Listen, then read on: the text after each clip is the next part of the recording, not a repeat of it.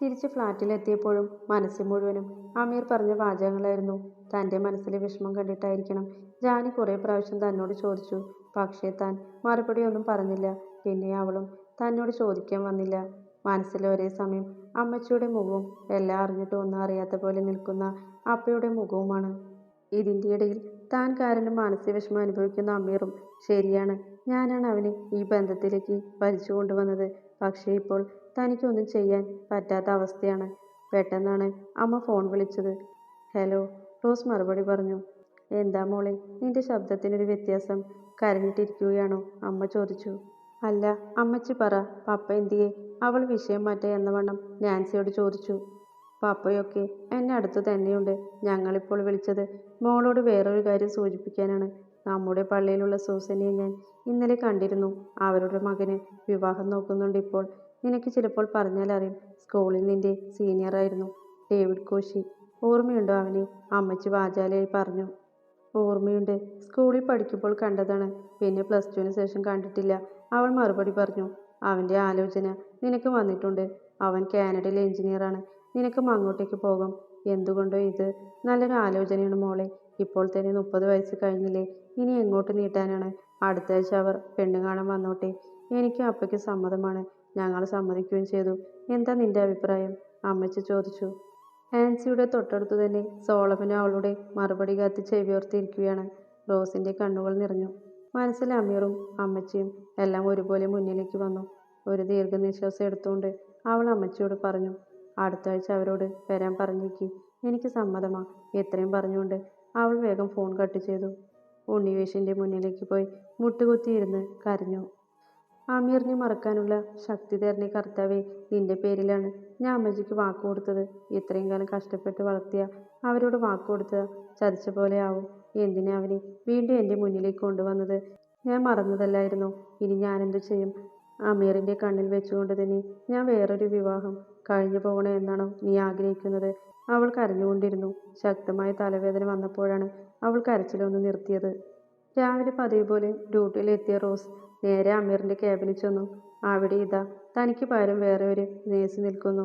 നേഴ്സുമാരുടെ കൂട്ടത്തിലെ പൊങ്ങച്ചക്കാരിയെ ലീനയാണ് ഇന്ന് അമീറിനെ അസിസ്റ്റ് ചെയ്യുന്നത്. ഒരു നിമിഷം അവൾ അവരെ രണ്ടുപേരെ നോക്കി നിന്നു. Rose sister, duty time table നോക്കിയില്ലേ? ഇനി മുതൽ ഞാനാണ് പീഡിയ ബ്ലോക്കിൽ. സിസ്റ്റർ ഗൈനക്കോളജിയിലാണ്, ലിയാന ഡോക്ടറുടെ ഒപ്പം. അവൾ പറഞ്ഞു കഴിഞ്ഞപ്പോൾ അമീർ അവളെ തന്നെ നോക്കി നിൽക്കുകയായിരുന്നു. ഇപ്പോൾ തന്നെ സമയം 5 മിനിറ്റ് ലേറ്റായി. താനിനി ഗൈനക്കോളജി ഡിപ്പാർട്ട്മെൻറ്റിൽ പോയാലും സമയം ലേറ്റായിരിക്കും. സിസ്റ്റർ ഇവിടെ ജോലിയെടുക്കാൻ തുടങ്ങിയിട്ട് കുറച്ച് വർഷങ്ങളായല്ലോ. ഇതുവരെ പങ്ക്ച്വാലിറ്റി പഠിച്ചിട്ടില്ലേ? അമീർ ഗൗരവത്തിൽ ചോദിച്ചു. സാർ, അത് ഞാൻ ബസ് കിട്ടാൻ കുറച്ച് വൈകിയപ്പോൾ അവൾ തപ്പിത്തടയാൻ തുടങ്ങി. അത് കണ്ട് ലീന ചിരിച്ചു. എന്തിനും ഏതിനും തനിക്ക് തൻ്റെതായ ഒരു എക്സ്ക്യൂസ് ഉണ്ടല്ലോ. ഇതൊരു പ്രൈവറ്റ് സ്ഥാപനമാണ്. ഇതുപോലെ നിരന്തരമായി താങ്കൾ വൈകി വരികയാണെങ്കിൽ ഞാനൊന്ന് റിപ്പോർട്ട് ചെയ്താൽ ബ്ലാക്ക് മാർക്കോടെ തെറിച്ചു പോകാവുന്ന ജോലിയെ തനിക്കുള്ളൂ, അതോർക്കണം. അവൻ ഗൗരവത്തിൽ പറഞ്ഞതും അവളുടെ കണ്ണുകൾ നിറഞ്ഞു. Sorry sir. അവൾ അവനെ നോക്കി പതിയെ മൊഴിഞ്ഞു. Get out of my cabin. അവൻ അവളെ നോക്കി പറഞ്ഞുകൊണ്ട് ലീനയുടെ മുഖത്തേക്ക് നോക്കി. പേഷ്യൻസിനെ വിളിക്കൂ.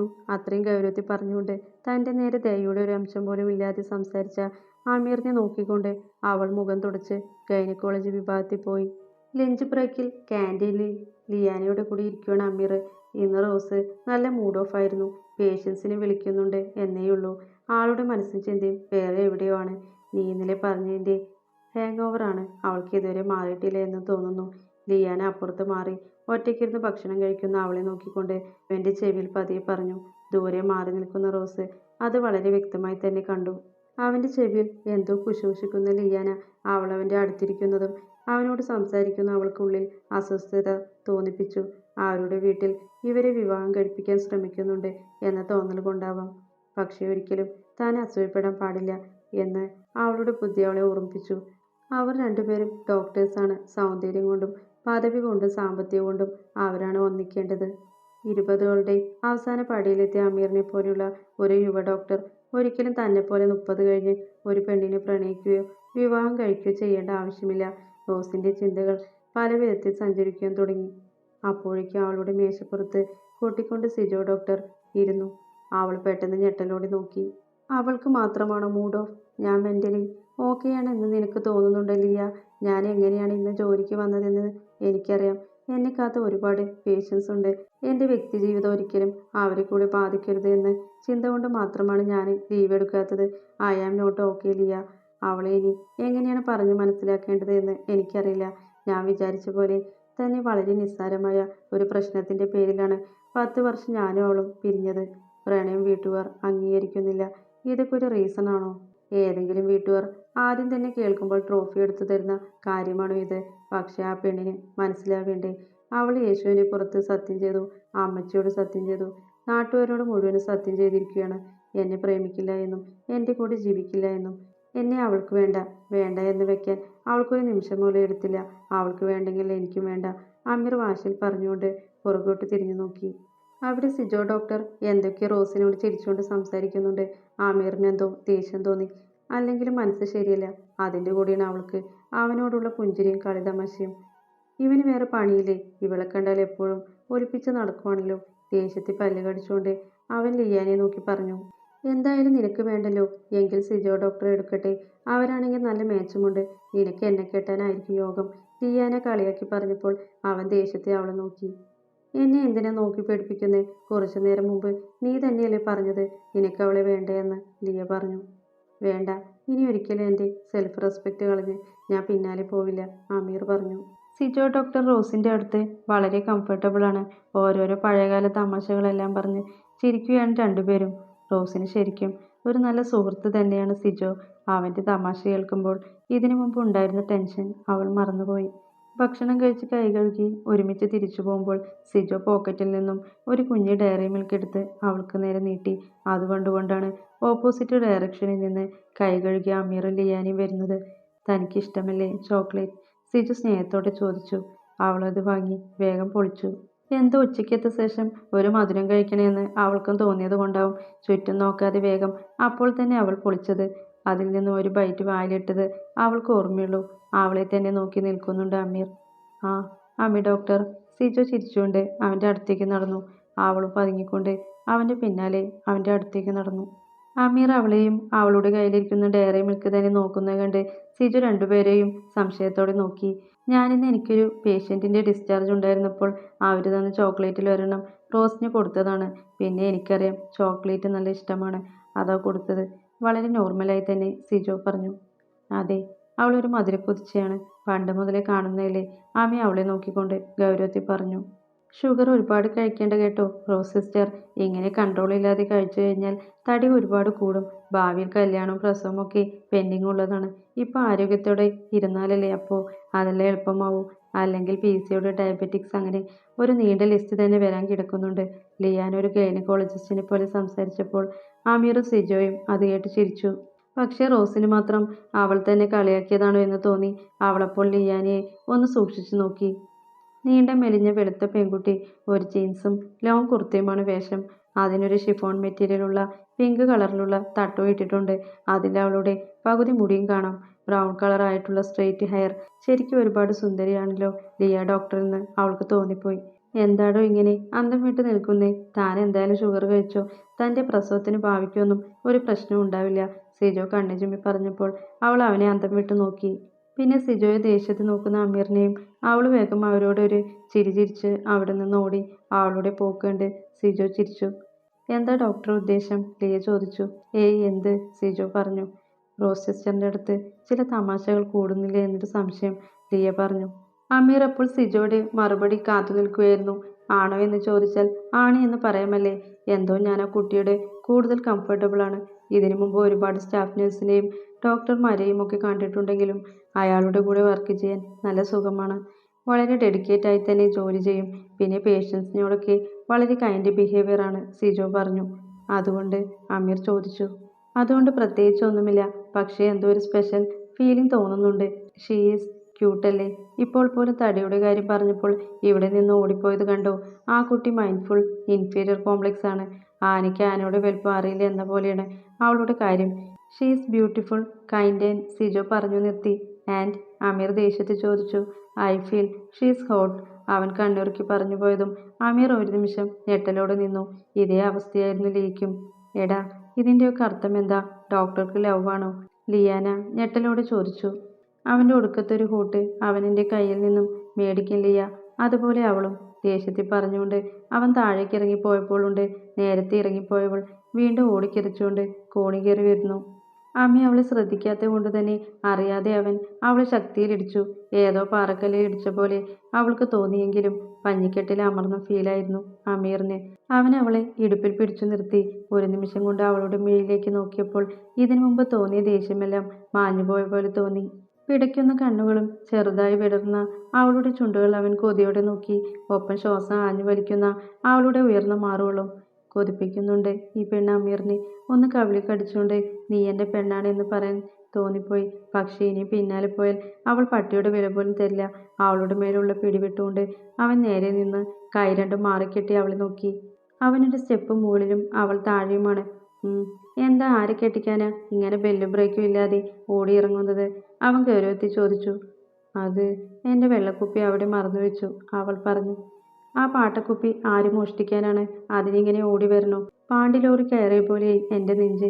അവനൊരു കൈ നെഞ്ചിൽ ഒഴിയുന്ന പോലെ പറഞ്ഞു. അവൾ ദേഷ്യത്തിൽ ചുണ്ട് കൂർപ്പിച്ച് അവനെ നോക്കി. ഞാനാണോ പാണ്ടിലോറി? അമ്മി. അല്ല അമ്മി ഡോക്ടർ. എന്നെ ഇടിച്ചപ്പോൾ എനിക്ക് കരിങ്കൽ കോറിൽ വീണ പോലെ തോന്നിയത്. എനിക്ക് എന്തോരം നെഞ്ചു വേദനിച്ചു. അവളും അവനെ പോലെ നെഞ്ചിൽ തൊട്ട് പറഞ്ഞതും അവനൊരു സ്റ്റെപ്പ് കൂടി താഴേക്ക് ഇറങ്ങി. അവളൊരു സ്റ്റെപ്പ് പിന്നിലേക്ക് വെക്കാൻ പോയതും ബാലൻസ് കിട്ടാതെ കാൽ സ്ലിപ്പാവാൻ തുടങ്ങിയതും അവൻ ഇടുപ്പിൽ പിടിച്ച് നിർത്തി. ഇന്ന് മുഴുവനും ഉരുണ്ട് വീഴാനാണോ പ്ലാൻ? എന്തായാലും നിന്റെ നെഞ്ചുവേദന ഞാൻ ഒന്ന് നോക്കട്ടെ, അവൻ പറഞ്ഞുകൊണ്ട് അവളുടെ നെഞ്ചിലേക്ക് നോക്കിയതും അവൾ അയ്യേ എന്ന് പറഞ്ഞുകൊണ്ട് കൈ രണ്ടും മാറി വെച്ചു. അയ്യോ എന്താ നാണം, എൻ്റെ കരിങ്കൽ കാരണം നിന്റെ നെഞ്ച് വേദനിച്ചത് കാണണമല്ലോ, അവൻ വീണ്ടും പറഞ്ഞു. പിന്നെ വേദനിക്കാതെ ഡോക്ടർ ഇങ്ങനെ ഉരുട്ടിക്കയറ്റി മസിലൊക്കെ നെഞ്ചത്ത് വെച്ചിട്ടാ, ഒട്ടും സോഫ്റ്റല്ല ബോഡി, അവൾ ചുണ്ടുകൊണ്ട് പുച്ഛിച്ചുകൊണ്ട് പറഞ്ഞു. അവൻ അവളുടെ ഇടുപ്പിൽ പിടിച്ച് ഒന്ന് അടുപ്പിച്ചുകൊണ്ട് മുഖം കുനിച്ചു. ആണുങ്ങൾ പിന്നെ നിന്നെപ്പോലെ പഞ്ഞിക്കെട്ടാവോ റോസേ? ഞാൻ ഹാർഡും നീ സോഫ്റ്റുമായാലല്ലേ അതിനൊരു രസമുള്ളൂ, അവൻ പതിഞ്ഞ സ്വരത്തിൽ പറഞ്ഞു. എനിക്ക് വേണ്ട ഈ കരിങ്കൽ പാറ, അവൾ അവൻ്റെ നെഞ്ചിൽ അമർത്തി പറഞ്ഞതും അവൻ തിരിച്ച് അവളെ ഒന്നുകൂടി നെഞ്ചിലേക്ക് പിടിച്ചു നിർത്തി. പക്ഷെ എനിക്ക് വേണം ഇത്, അവൻ അവളെ നോക്കി പറഞ്ഞതും അവൾ അയ്യേ എന്ന് പറഞ്ഞ് പിടഞ്ഞു. പിടയല്ലേ, രണ്ടാളും കൂടി വീഴും, അവൻ പറഞ്ഞു. അപ്പോഴേക്കും താഴത്തെ ലിഫ്റ്റ് ഓപ്പൺ ചെയ്യുന്ന ശബ്ദം അമീർ കേട്ടു. ഇനി അതിൽ നിന്നും ഏതെങ്കിലും യോഗ്യ സ്റ്റാഫുകളോ ഉണ്ടാവും എന്ന ബോധത്തിൽ അവൻ അവളുടെ മേലുള്ള പിടിവിട്ടു. ഒപ്പം ആ തുളുമ്പിയെടുപ്പിൽ ഒന്ന് ആഞ്ഞു നുള്ളി. അമ്മി, അവൾ വേദനിച്ചുകൊണ്ട് ഒന്ന് ചാടി. അമീർ ഒന്നും അറിയാത്ത പോലെ സ്റ്റെപ്പിന്റെ വേറൊരു സൈഡിലേക്ക് മാറി നിന്നു. അവൻ പ്രതീക്ഷിച്ച പോലെ ലിഫ്റ്റിൽ നിന്ന് ഇറങ്ങിയ കുറച്ച് സ്റ്റാഫുകൾ മുകളിലേക്ക് ഡോക്ടറിനെ വിഷ് ചെയ്ത് അവളോട് ചിരിച്ചും കൊണ്ടും സ്റ്റെപ്പിലേക്ക് കയറി. അവൾ അവിടെ തന്നെ ഞെട്ടലോടെ ഇടുപ്പിലും പിടിച്ച് അവനെ നോക്കി നിൽക്കുകയാണ്. അപ്പോഴാണ് സതീഷ് ആ വഴി കയറിയത്. എന്താണ് ബാല്യകാല സുഹൃത്തുക്കൾ സ്റ്റെയർ കേസിൽ നിന്ന് സംസാരിക്കുന്നത്? ബ്രേക്ക് ടൈം കഴിയാനായല്ലോ, നിങ്ങൾ ഒരുമിച്ചാണോ ഇന്നത്തെ ഡ്യൂട്ടി? സതീഷ് ചോദിച്ചു. അല്ല, റോസ് സിസ്റ്റർ കുറച്ച് ശ്രദ്ധക്കുറവ് കൂടുതലാണ്, ഒട്ടും ഡിസിപ്ലിൻ ഇല്ല, കറക്റ്റ് ടൈമിൽ വരില്ല, വന്നാലും പണിയെടുക്കാൻ വളരെ മടിയാണ്. എൻ്റെ ഫ്രണ്ടാണ് എന്ന കൺസിഡറേഷൻ ഒന്നും കൊടുക്കേണ്ട ആവശ്യമില്ല സതീഷ്. ഇതുപോലെ വർക്ക് ചെയ്യുന്നവരൊക്കെ പിരിച്ചുവിടുന്നതാണ് നല്ലത്. ഹോസ്പിറ്റൽ മാനേജ്മെൻറ്റിന് അത്രയും ലാഭം. ഇതും പറഞ്ഞുകൊണ്ട് തൻ്റെ സ്റ്റെതസ്കോപ്പ് പോക്കറ്റിൽ നിന്നെടുത്ത് തോളിട്ട് കൂളായി അവളെ ഒട്ടും പരിചയമില്ലാത്ത പോലെ നടന്നു പോകുന്ന അവനെ വാതുറന്ന് നോക്കി നിന്നുപോയി റോസ്. അയ്യോ മോളെ, സാർ എന്താ അങ്ങനെ പറഞ്ഞത്? ശ്രദ്ധിച്ചു കേട്ടോ, ആരെങ്കിലും റിപ്പോർട്ട് ചെയ്താൽ മതി ജോലി പോകാൻ, അത്രയും പറഞ്ഞുകൊണ്ട് അവളുടെ തോളിൽ ചെറുതായി തട്ടിക്കൊണ്ട് സതീഷ് സാർ മുകളിലേക്ക് കയറി. പക്ഷേ റോസ് അപ്പോഴും അമീറിൻ്റെ സ്വഭാവത്തെപ്പറ്റി ചിന്തിക്കുമായിരുന്നു. ഒരേ സമയം തന്നോട് അടുപ്പും ദേഷ്യവും കാണിക്കുന്ന അവനെ എന്ത് ചെയ്യണമെന്ന് അവൾക്കൊരു ബോധവും ഉണ്ടായില്ല. അപ്പോഴേക്കും ഫോണിൽ ലിയാനയുടെ കോൾ വന്നതും അവൾ വേഗം ഗൈനക്കോളജി വാർഡിലേക്ക് നടന്നു. ഇന്ന് തിരിച്ച് ഫ്ലാറ്റിലെത്തിയപ്പോഴും അമ്മച്ചിയുടെ പതിവുകളും ഉണ്ടായിരുന്നു. അതിൽ മുക്കാൽ ഭാഗവും തൻ്റെ ഭാവി വരനായി അമ്മച്ചി കണ്ടെത്തിയ ഡേവിഡിനെ പറ്റിയുള്ള വിശേഷങ്ങളായിരുന്നു. ഞായറാഴ്ച നീ വരില്ലേ? ഇനി 2-3 ദിവസമേ ഉള്ളൂ, ലീവൊക്കെ ചോദിച്ചു വെച്ചിട്ടില്ലേ? അമ്മച്ചി ഓർമ്മിപ്പിച്ചു. ചോദിച്ചിട്ടില്ല, ചോദിക്കാം. പക്ഷേ ഞാൻ 1-2 ദിവസം എടുക്കുന്നുള്ളൂ, കൂടുതൽ ദിവസം വീട്ടിൽ നിൽക്കില്ല കേട്ടോ, അവൾ മറുപടി പറഞ്ഞു. അതൊന്നും കുഴപ്പമില്ല, നീ ചെക്കനെ വന്നൊന്ന് കണ്ടാൽ മാത്രം മതി, നാൻസി പറഞ്ഞു. പിന്നെ നാൻസി എന്തൊക്കെയോ വിശേഷങ്ങൾ പറഞ്ഞിട്ടാണ് ഫോൺ വെച്ചത്. ഇവരുടെ സംഭാഷണമെല്ലാം കേട്ടുനിന്ന ജാനി ഞെട്ടലോടെ അവളെ നോക്കി. ശരിക്കും ചേച്ചി ഉറപ്പിച്ച് തന്നെയാണോ ഈ പെണ്ണുകാളിനെ സമ്മതിച്ചത്? ഡോക്ടർ ഇത് അറിഞ്ഞാലുണ്ടാവുന്ന കാര്യം ചിന്തിച്ചിട്ടുണ്ടോ? ജാനി ഞെട്ടലോടെ ചോദിച്ചു. ഡോക്ടർ അറിഞ്ഞാൽ എന്താ, അയാൾ ഡോക്ടറല്ലേ, ഡോക്ടർ പണി മാത്രം എടുത്താൽ മതി. ഇപ്പോൾ ഞാൻ ചെയ്യുന്നത് എനിക്ക് അയാളുടെ ഭാവിയുടെ നന്മയ്ക്കാണ്, അവൾ വളരെ പക്വതയോടെ പറഞ്ഞു. ചേച്ചി, ഇപ്പോൾ കാലഘട്ടം മാറിയിരിക്കുന്നു, ഇപ്പോൾ ഇന്റർകാസ്റ്റ് ലവ് മാരേജ് ഒന്നും അത്ര വലിയ പ്രശ്നമല്ല. ഈ സോഷ്യൽ മീഡിയ തുറക്കുമ്പോൾ തന്നെ കാണാം ഒരുപാട് പേര്. എത്ര പേരാണ് ഇങ്ങനെ കല്യാണം കഴിച്ചിട്ടുള്ളത്? ഇൻസ്റ്റഗ്രാം തുറന്നാൽ കാണാം കുറേ പേര് ഇതേപോലെ വിവാഹം കഴിക്കുന്ന വീഡിയോ. അതും വീട്ടുകാരുടെ സമ്മതത്തോടെ. ജാനി ആലോചനയോടെ പറഞ്ഞു. വീട്ടുകാരുടെ സമ്മതത്തോടെ വിവാഹം കഴിക്കുന്നത് എളുപ്പമാണ്. പക്ഷേ ആ എളുപ്പം ഭാഗ്യമുള്ളവർക്ക് കിട്ടുള്ളൂ. എനിക്ക് എന്തായാലും ആ ഭാഗ്യമില്ല. അമീറിന്റെ ജീവിതത്തിൽ വീണ്ടും തിരിച്ചു വന്നു എന്ന് എൻ്റെ അമ്മച്ചി അറിഞ്ഞാൽ എൻ്റെ ജോലി തന്നെ ഉപേക്ഷിച്ച് എന്നോട് അങ്ങോട്ട് വരാൻ പറയും. അവർക്ക് പഴയ ആൾക്കാരാ. ക്രിസ്ത്യാനി മാത്രമായാൽ പോരാ. എൻ്റെ അമ്മച്ചിക്കും അപ്പനും ഞങ്ങളുടെ അതേ പള്ളിയും ഇടവകയും കൂടി ആണെങ്കിൽ അമ്മച്ചി ഡബിൾ ഹാപ്പി. അവൾ ചിരിച്ചുകൊണ്ട് പറഞ്ഞു. എന്തിനാ ചേച്ചി ഇങ്ങനെ മനസ്സിൽ കരഞ്ഞുകൊണ്ട് പുറത്തേക്ക് ചിരിക്കുന്നത്? എനിക്ക് തോന്നുന്നില്ല ചേച്ചിയെ കൊണ്ട് ഇതൊക്കെ കഴിയുമെന്ന്. ജാനി അവളെ നോക്കി വിഷമത്തോടെ പറഞ്ഞു.